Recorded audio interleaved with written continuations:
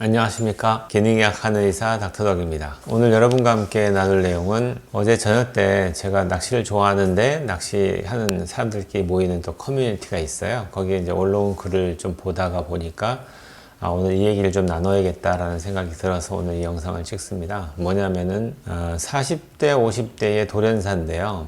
제가 예전에 듣기로는 통계를 한번 찾아봐야 되겠지만 과거에 제가 공부할 때만 해도 OECD에 가입된 국가 중에서 40대, 50대의 남성이 돌연사죠. 급사라는 게 돌연사가 되는 전체 인구 중에서의 돌연사로 사망하는 비율이 레이트가 나오잖아요. 돌연사 레이트가 나오는데 그게 1위가 대한민국이었어요. 제가 예전에 공부할 때만 해도. 지금은 좀 바뀌었을지 모르겠지만 크게 변동은 없을 것 같아요. 뭐 몇몇 이유가 있겠지만 남성으로서는 가정을 책임져야 되는 되게 이제 중차대한 어떤 나이대가 되고 또 아이들이 커가면서 아이들을 부양하는 거나 또는 또 부모님을 부양하거나 이런 이제 중간에 끼어가지고서 스트레스를 되게 많이 받고 또 그로 인해서 또 경제활동도 또 되게 열심히 해야 되는 시기잖아요. 그러니까 자기 몸 관리를 제대로 못하고 자기는 건강한 줄 알고 살다가 갑자기 쓰러지는 거죠.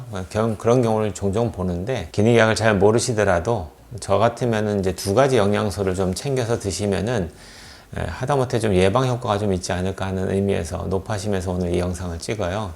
결론부터 말씀드리면은 저는 이제 기본적으로 마그네슘하고 코큐텐을 드시라고 얘기하고 싶은데요. 이 두 가지 영양소를 만약에 이 영상을 보시는 분들 중에서 신랑이 있는데 열심히 일한다고 많이 피곤해한다 이럴 때 다른 영양제도 좀 많이 먹긴 해야 되겠지만 일단 심장의 건강을 위해서 먹는다고 한다면은 마그네슘과 코큐텐을 꼭 빼먹으면 안 됩니다. 이제 그 얘기를 좀 해드릴 건데요. 우선 마그네슘부터 얘기해 드릴게요.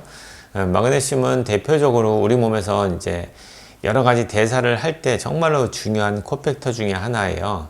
칼슘보다 더 중요하다고 저는 생각을 하는데 실제 우리가 먹는 식단을 잘 지켜보면은 식단 안에 들어있는 여러 가지 영양소 중에서 칼슘이 부족해지는 경우보다는 마그네슘이 부족해지는 경우가 훨씬 많아요. 1번. 두 번째는 칼슘 같은 경우에는 우리가 부족해지는 비타민 D라든지 비타민 K 같은 경우 섭취를 통해서도 어느 정도 대사를 이제 잘 돌아가게끔 도와줄 수 있는 기본이 되는데 마그네슘은 그렇게 보조적으로 도와줄 수 있는 그런 다른 보조적인 영양제가 따로 딱히 없어요. 그래서 꼭 넣어주지 않으면 부족해질 수밖에 없는데 이 마그네슘이 부족해지면 가장 큰 문제가 근육의 연축이 생기게 됩니다. 근육의 이제 수축과 이완에 문제가 생기는 거죠. 좀 더 좀 자세히 설명드리면은 학교 다닐 때 배우신 분이 다 있을 건데 기억을 좀 되살려 보시면은 근육이라는 세포는 액틴하고 마이오신이라는 게 있어서 이 액틴하고 마이오신이 이렇게 말려 들어가게 되면은 근육이 두꺼워지고 이렇게 빠져나오게 되면은 근육이 얇아지는 결국에는 수축과 이완의 개념에 있어서 우리가 이렇게 하면은 지금 저는 운동을 별로 안 해서 이제 알통이 없는데 근육이 두꺼워지는 개념과 얇아지는 개념 이게 바로 섬유 자체가 이렇게 두 겹으로 이렇게 말려 들어갈 때 두꺼워지고 나올 때 얇아지는 거예요. 이걸 왜 얘기하냐면 이렇게 수축하고 이완하는 과정을 할 때 중요한 이온 교환이 일어나는데 그때 필요한 게 칼슘과 마그네슘의 이온 교환이에요. 아까도 말씀드렸듯이 칼슘이 부족해지는 경우보다는 마그네슘이 부족해지는 경우도 많기 때문에 근육이 수축한 상태에서 잘 안 빠져나오는 작용이 일어나게 되는 게 마그네슘 부족이에요. 그래서 대표적으로 여러분들이 얘기할 때 쥐가 난다고 얘기하고 안검이 떨린다고 얘기하고 이런 모든 것들이 근육 연축하고 관련이 많거든요. 결론적으로만 얘기하자면은 마그네슘 부족 때문에 심장이 계속 수축하고 이완하는 일을 하잖아요. 그러니까 잘 생각해 보시면은 태어나서 죽을 때까지 쉬지 않는 기관 하면은 결국에는 심장이에요. 심장이 멈추면 죽는 거니까 결국에는 돌연사가 될 수밖에 없는 제일 흔한 리스크는 결국에는 심장이겠죠. 심장이 수축이 되고 이완할 때 마그네슘이 부족해지면 그게 잘 안 될 거 아니에요. 그러니까 어느 순간에 얘가 꽉 뭉친 상태에서 안 풀어지니까 이렇게 해서 푹 뛰어야 되는데 푹 한 다음에 안 움직이는 거죠. 그러다 보면 이제 심장 어레스트 와가지고 이제 사망하게 되는 거니까 마그네슘도 그냥 아무거나 먹으면 안 되고요. 꼭 이제 흡수율이 좋은 마그네슘, 마그네슘 사이트레이트 이런 것들 우리가 보통 많이 권하게 되죠.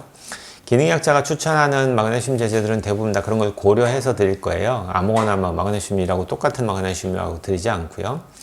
그렇게 아시고 좀 드시면 좋겠고 두 번째 영양소는 코큐텐인데 이 코큐텐은 예전에도 제가 한번 언급한 적이 있을 건데 코큐텐은 원래 태어났을 때를 이제 100%를 기준 잡았을 때 얘가 나이를 먹는 과정에서 자연적으로 우리 몸에서의 코큐텐 레벨이 떨어지게 됩니다. 근데 가장 급격하게 떨어지는 경우가 바로 심장 쪽이에요. 왜냐하면 많이 쓰니까 떨어지겠죠, 당연히. 그래서 코큐텐을 따로 좀 보충해 주면 좋은데 이 코큐텐 영양소는 주로 어디에 많냐면은 생야채에 많습니다.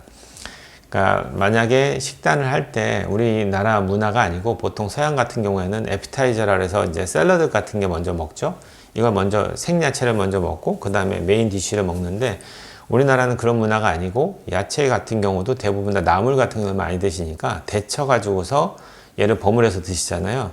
그러니까 그런 야채 종류나 이런 이렇게 식물 종류를 열을 가하게 되면 60도 이상의 열을 가하게 되면은 코큐텐은 거의 다 파괴가 되고 없어요. 그러니까 우리가 먹는 식단에는 거의 없다고 봐야 되겠죠. 생야채를 많이 드시는 분들 같은 경우에는 뭐 크게 부족함이 없을 수도 있는데 개인에 따라서 또는 개인의 필요량, 요구량 또는 소비량에 따라서는 이게 부족해질 수도 있습니다.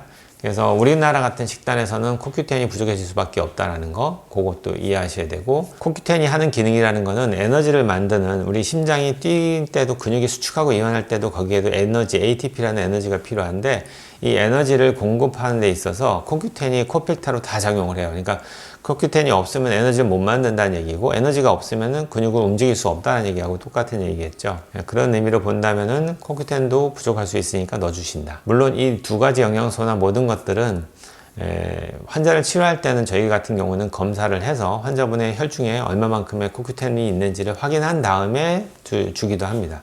무조건 좋으니까 드세요 이렇게 얘기하기보다는 그렇게 하고요. 혈중 레벨이 충분하게 유지가 돼 있을 때는 그때는 막 규칙적으로 매일매일 먹지 않고 저랑하면은 일주일에 한 번 정도, 2알 정도 드시라고 이렇게 조언을 하는 편이에요. 그러니까 레벨이 정상일 때는 문제가 없죠. 근데 그것만 생각하면 안 되고 이 레벨이 아무리 정상이라도 얘를 또 억제하는 독소들이 많으면은 얘가 활동을 못 할 거 아니에요. 그런 의미에서 또 중금속이 중요한 거고요. 그러니까 모든 지식은 하나로 딱 그냥 하나 외워서 요겁니다 이렇게 해서 넘어가시면 안 되고요. 다 이게 이제 얽혀져 가지고 이게 하나로 이게 이해가 되셔야 돼요. 그래서 공부하실 때는 이제 하나씩 쌓아서 자기 머릿속에 다 넣으시고 옛날에 제가 올렸던 영상들을 다 하나씩 다 보셔서 다 그게 이해가 되셔야지 이게 이제 옛말도 있죠. 뭐 구슬도 깨어야 보배라고. 이제 이게 결국에는 하나로 연결되셔야지 좀 더 정확한 관리가 되는 몸 관리가 되는 사람이 되겠죠. 그래서 오늘은 정리하자면은 40대 돌연사에 대해서 많이들 지금 이제 주변에서 경험하고 있는 분들도 계실 거예요. 그런 분들한테 저라면은 꼭 드셔야 될 영양 보조제라고 하면은 마그네슘 코큐텐을 추천하고 싶습니다. 오늘은 여기까지 공부하겠습니다. 온 국민이 건강해지는 그날까지 닥터덕은 여러분과 함께 합니다.